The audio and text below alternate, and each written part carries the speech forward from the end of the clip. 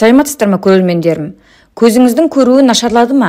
Денеңізде жара жазылмай жүр ме? Ішіңіз қатып жүр ме? Бүгін осы сұрақтардың жауабы болатын аскөктің пайдасы туралы айтамын.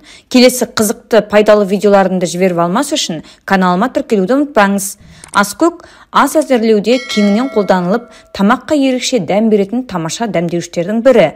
Аскөктің адам ағзасына пайдалы екені барлық жерде мәлім. Сондықтан оны көп тұтынады. Бірақ оның емдік қасиеттері жайлы көп адам біле бермейді. Аскөктің пайдалы қасиеттері.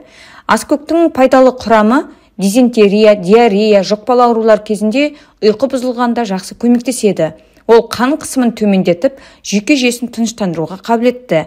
Бүгін сіздерге үй жағдайында аскөктен дәрі жасауға арналған рецепттер ұсынамын. Бұларды кез келген адам көп шығынданбай-ақ жасауға болады.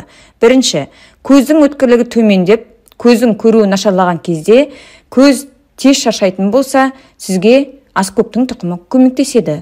Ол үшін аскөктің тұқымынан компресс жасау қажет. Аскөктің тұқымын дәкеге салып, біраз уақыт жылы жерге қою керек. Содан соң оны көзге 20 минут қоямыз. 20 минуттан соң көзіңізде айтарлықтай жеңілдік сезінесіз. Бұл әдіс сондай-ақ көз айналасындағы әжімдерді тегістейді, ісіну және қабақтың қызаруын азайтады.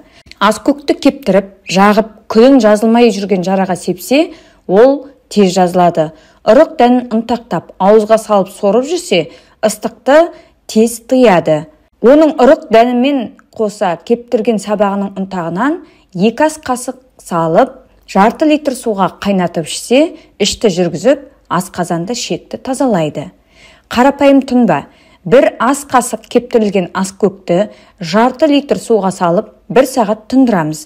Дәрі дайын. Бұл тұнбаны жарты стақаннан күніне 3 рет ішу қажет. Бұл тұнба асқазан ішек ауруларына пайдалы. Диарея, іштің қатуы, запор сынды ауруларды да емдейді. Бүгінгі видеом осындай. Видео ұнаса лайк басып, пікір жазуды және достарыңызбен бөлісуді ұмытпаңыз. Келесі видеоға дейін сау болыңыздар.